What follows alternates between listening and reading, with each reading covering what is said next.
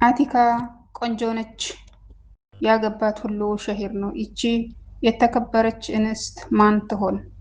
በመጀመሪያ ይችን እንስት ያገባት የማን ልጅ ይሆን? አሰላሙ አለይኩም ወረህመቱላሂ ወበረካቱ። ውድና የተከበራችሁ ውድ የቻናሌ ቤተሰቦች በሀገርም በውጭም ያላችሁ ሰላማችሁ ብዙ ተረፍርፍ ይበርልኝ እያልኩኝ ለቻናሉ አዲስ የሆናችሁ ላይክ፣ ሰብስክራይብ እያደረጋችሁ ቤተሰብ ይሁኑ። እንግዲህ ዛሬም እንደተለመደው በአዲስ ቪዲዮ መጥቻለሁ። ደስ የሚልና ልብ የሚነካ ታሪክ ነው። የታሪኩ ርዕስ አቲካ ይላል። ይቺ የተከበረች እንስት ማን ትሆን? በመጀመሪያ ይችን እንስት ያገባት የማን ልጅ ይሆን? የሰይድና አቡበክር አልስዲቅ ልጅ ነበር አብዱላህ።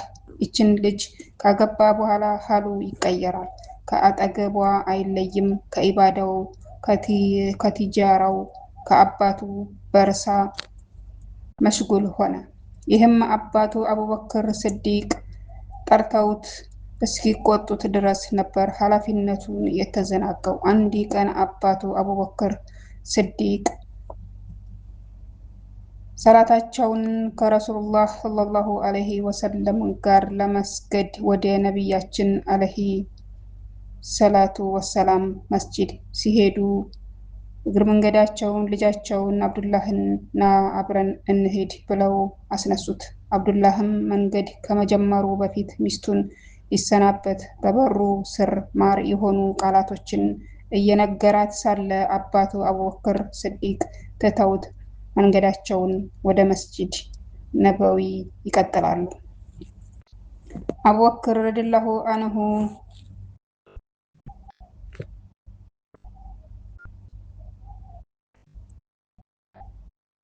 ሰግደው ሲመለሱ ልጃቸው አብዱላህ እስካሁን ድረስ በበሩ ስር ያንን ጣፋጭ ንግግሩን ከሚስቱ ጋር ሲለዋወጥ ይደርሱበታል። እንዲህ አይነት ሚስትስ ብትቀር ይሻላል። ወንዶች ይስማሙኝ ይሆን? አለሙሂም አባቱም ተደናግጠው ሰላትህን ጀማዓ አደረከው እንዴ ብለው ሲጠይቁት ተሰገደ እንዴ በማለት መልሶ ጠየቀ። ሰይድና አቡበክርም አዎ ብለው ከመለሱለት በኋላ ያ አብደላህ ይህች ሴት ከእንግዲህ ከኑሮህ አሁን ደግሞ ከፍሪዳ ሰላትህ መሽጉል አደረገችህ፣ ፍታት ብለው ይጠይቁታል። ኢኽዋኒ ወአኽዋቲ አብዱላህ ይህችን የሚወዳትን ሚስቱን ዱንያን አኼራን ያስረሳቸውን ሚስቱ ይፈታታል ወይስ ከነቢያቶች ቀጥሎ የመጀመሪያውን ደረጃ የያዙትን አባቱን አቡበክር አልሰዲቅን ላ አልፈታም ይላል። ይህ በነገው ሁለተኛው ክፍለ የምናየው ይሆናል። የበለጠ ይህች ሴት ስሟ ማን እንደሆነ በዚህ ታሪክ መጨረሻ ላይ የምናውቀው ይሆናል። ሰይድና አቡበክር ስዲቅ ረዲየላሁ አንሁ ፍታት የሚለውን ቃል ልክ ከአፋቸው እንደወጣ ልጃቸው አብዱላህ የሰማውን ማመን አቃተው። በህልሜ ነው ወይስ በውኔ? ለአንድ አፍታ ብዙ ነገር በአንጎሉ ተመላለሰ። ፍታት? ማንን ነው የምፈታው? አብሬያት እየዋልኩ አብሬያት እያደርኩ ናፍቆቷን አልቻልኩም። ጥላቅ የሚባለው የብረት አጥር ሊለያየን? ምን ልሆን ነው? ምን አጠፋሁ? እርሷስ ምንድነው ወንጀሏ? የአላህ ደረስልን በማለት እያሰበ ሳለ አሁንም በል እያየሁህ እየሰማሁህ ሄድና ፍታት የሚለው ጠንካራ የአባቱ ትዕዛዝ ያዘለ ንግግር ካለበት ውዥንብር ውስጥ ይቀሰቅሰዋል። አብደላህ ነፍሱን ካወቀ ቀን ጀምሮ አባቱን አንድ ቀን እንቢ ብሎ አያውቅም። አንድ ቀን በአባቱ ላይ አምጾ አያውቅም። ለአባቱ ታዛዥ ነበር። ዛሬ ግን ሊገባበት የማይፈልገው ሁለት መንገድ ከፊቱ ድንቅን አለበት። አባቱን ማጣት አይፈልግም፣ ፈጽሞ የማይታሰብ ነገር ነው። ነገር ግን ከህይወት ከሚወዳት ሚስቱ ተለይቶ መሰቃየት መሆኑን የተረዳ የአባቱን ሀቅ አብልጦ ወደ ሚስቱ እየተራመደ ሳይሆን እግሩ እየሳበው ራሱን እንደሳተ ሰው በህይወቱ ለመጀመሪያ ጊዜ መናገር እንደጀመረ ህፃን በተወሳሰበ አንደበት ለሚስቱ እንቲ ጠሊቅ አላት።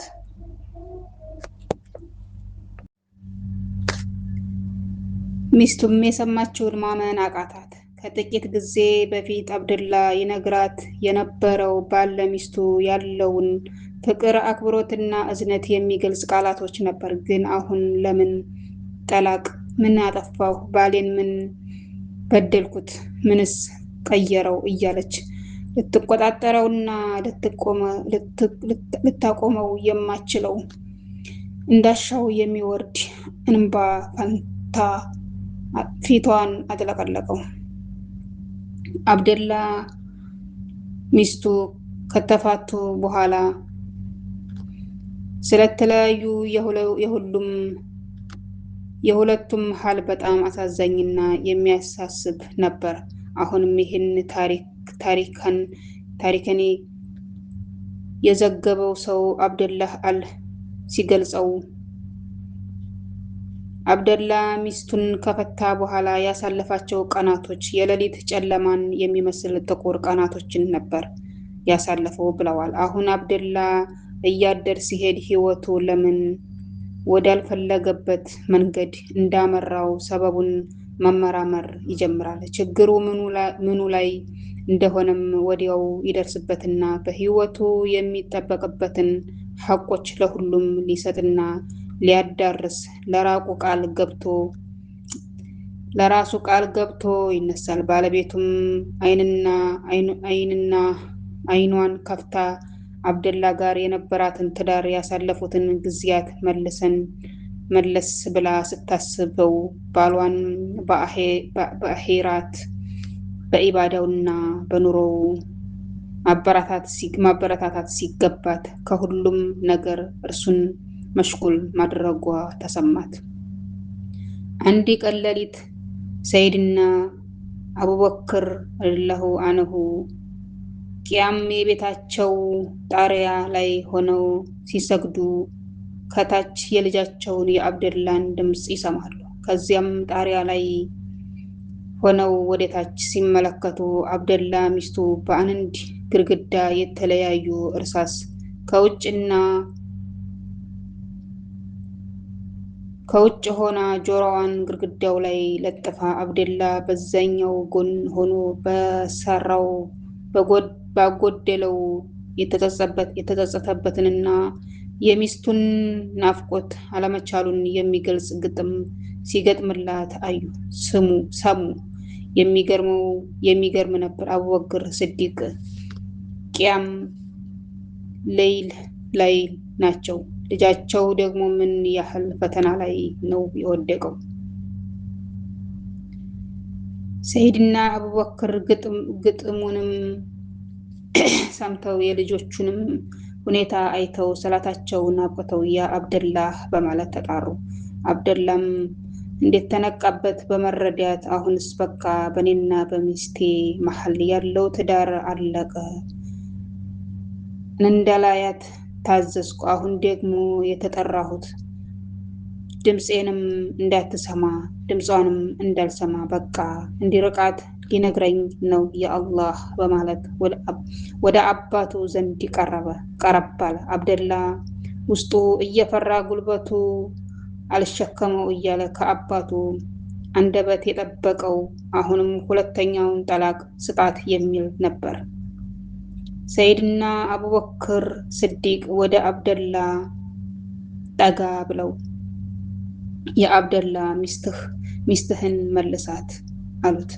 አብደላ የሰማውን ማመን አቃተው። ምንም ሌላ ንግግር ሳይናገር ወይም ከአባቱም ሌላ ተጨማሪ ነገር ሳይሰማ ወደ ሚስቱ ሲሮጥ ፊት ለፊቱ ድንገት ድቅን ያለበትን አይመን ከራማ የሚባለውን ባሪያውን ያይና ሂድ፣ የፈለክበት ነፃ ነህ፣ እንደ ዛሬ ተደስቼ አላውቅም በማለት ሚስቱ ያለችበት ፈጥኖ በመሄድ የምስራቹን ይነግራታል። ሚስቱ ቀዝቀዝ ብላ አልመለስም ትለዋለች። አብደላ ሚስቱን ለብዙ ሰዓታት ይለማመጣል፣ ይለምናታል። አሻፈረኝ ትላለች። ካሁን በኋላ ራሱን እንደሚያሻሽል ለዱንያውም ለአኼራውም ለመስራት ታጥቆ እንደተነሳ ቢነግራት አይሆንም ብላ ትዕግስቱን እስከሚሟጠጥ ድረስ ደጅ ታስጠናዋለች። በመጨረሻም ከብዙ ድካም በኋላ ወደ ቤቱ ትመለሳለች። ይህንንም ያደረገችው ኩራት ኑሮባት ሳይሆን ወይም ስለወደዳት ንቀው ሳይሆን የምትወደውን ባሏን ለማሻሻል ብላ ነበር። ከዚህ ቀን በኋላ አብደላህ ወደ ኑሮውና ኢባዳው ተመልሶ አባቱንም አስደስቶ ከሚስቱ ጋር የደስታና የፍቅር ኑሮ ሲኖሩ ሰዎች በአብደላህ ትዳር እንደ ተምሳሌት ይወስዷቸው ነበር።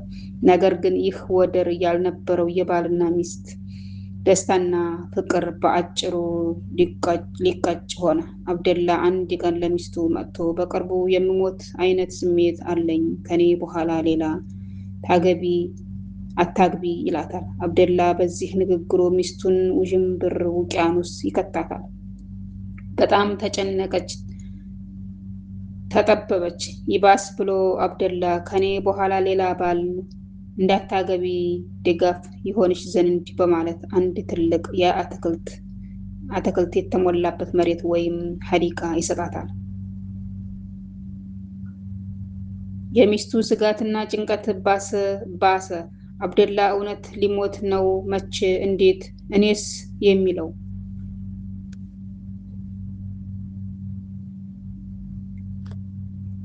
የአብደላህ ኢብኑ አቡበክር አልስዲቅ ረዲየላሁ አንሁ ሚስት ከባሏ የሚመጣላት አንዳንድ ምልክቶች ከቀን ወደ ቀን እያስጨነቃት ይሄዳል። በቅርቡ ሳልሞት አልቀርም ማለት ምን ማለት ነው? የሰው ልጅ በዚህ ለጋ እድሜው ካለምንም በሽታ የሚሞትበትን ቀን መቃብሩን የሚሰማው ከመቼ ጊዜ ወዲህ ነው? የአብደላ ሚስት ጭንቀቱ በዛባት። አብደላ ጠላቶች ይኖሩት ይሆን? እሺ ከሆነ ለምን መዲና አንለቅም? በማለት ከራሷ ጋር ትሟገታለች። አብደላህ ኢብኑ አቡበክር አልስዲቅ ከውጭ ሲመጣ የነበረው ጨዋታና ደስታ ከቤቱ ተኖ በምትኩ ሐዘንና ውጥረት ሰፍኖበታል።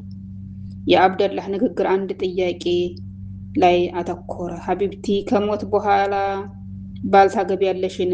እስቲ ቃል ግቢልኝ። ከኔ በኋላ ሌላ ባል እንዲነካሽ በፍጹም አልፈልግም፣ ፈጽሞ አያስደስተኝም ይላታል። የአብደላህ ሚስት ችግሯ ይህ አይደለም። ችግሯ ከአብደላ ጋር ያላት ትዳር፣ ፍቅር፣ መተሳሰብና መተዛዘን ለምን ይቀጭ የሚል ነበር። ከነቢያችን ሂጅራ በ8ኛው ዓመት ረሱል ሰለላሁ ዐለይሂ ወሰለም ጣይፍን ሊወሩ ነው የሚባል ወሬ ብቻ ሳይሆን እንዲያውም ለጂሃድ ሰው እንዲዘጋጅ ከፍተኛ ጥሪ ይደረጋል። ሰሃቦች፣ ሙሃጅሮችና አንሷሮች የተውጣጡበት መሪው ረሱል ሰለላሁ ዐለይሂ ወሰለም የሆኑበት በ12,000 የሚገመት ከፍተኛ ጦር ይዘጋጃል። ከጦሩም ውስጥ አንደኛው አብደላህ ኢብኑ አቡበክር አልስዲቅ ነው። ያቺ ታሪካዊ ቀን አብደላህ ኢብኑ አቡበክር አልስዲቅ ከሚስቱ የሚለያይባት ቀን ከተፋለ። የአብደላ ሚስት በባል ውስጥ ማንሰላሰል ጀመረች። የአብደላህ አሁን ገባኝ፣ ይህም ማንም ወታደር በጦርነት ላይ የሚሰማው ስሜት ነው። ነገር ግን ምንም ሳትሆን እንደምትመለስልኝ እርግጠኛ ነኝ በማለት ራሷን አጽናናች። ያቺ አብደላ ለመጨረሻ ጊዜ ሚስቱን የሚያይበት፣ እርሷም ባሏን ለመጨረሻ ጊዜ የምታይበት ሰዓት መጣች። አብደላህ ኢብኑ አቡበክር አልስዲቅ ሚስቱን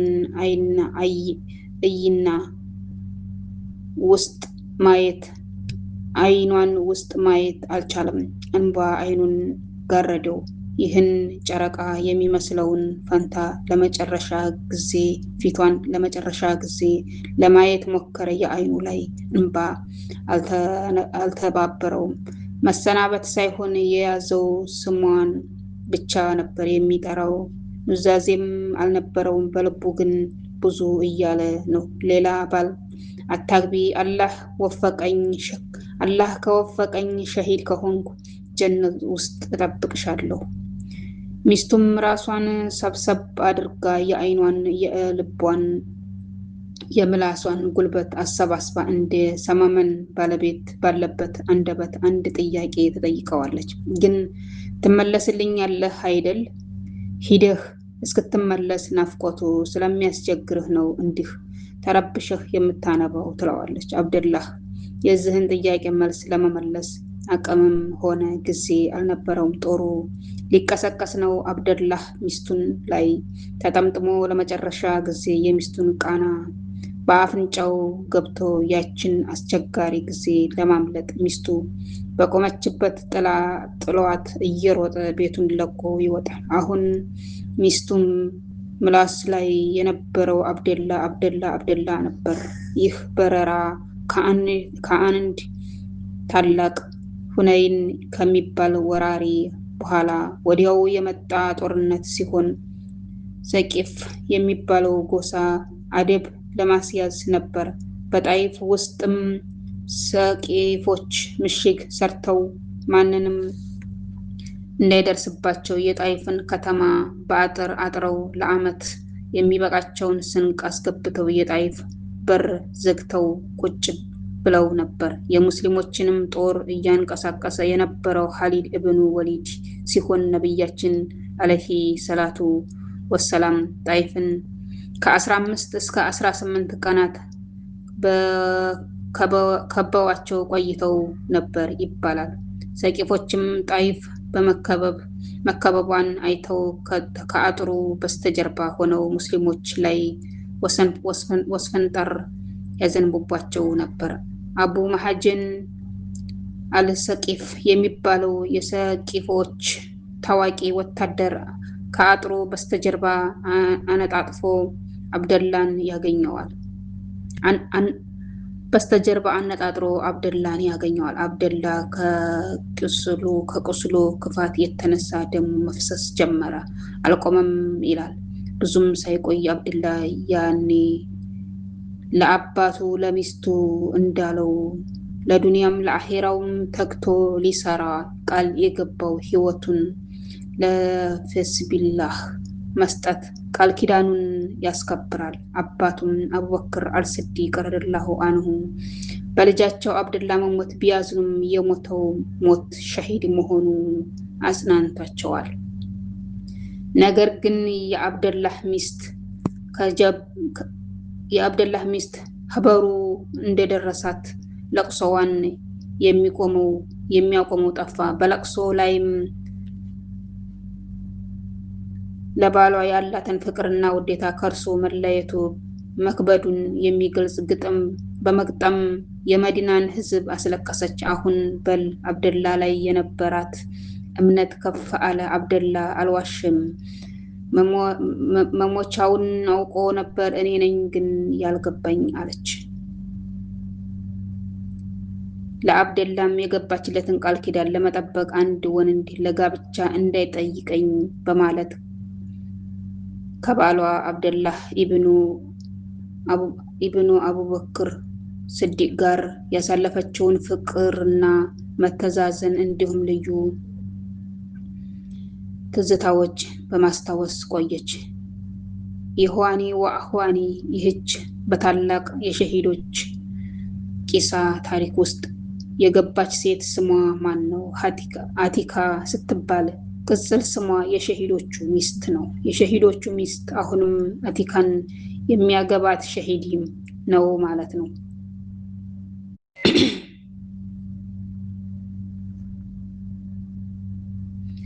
አቲካ ባሏ ሸሂድ ሆኖ ከሞተባት በኋላ የሐዘንና ቀናት በመጠኑ እየተቋቋመች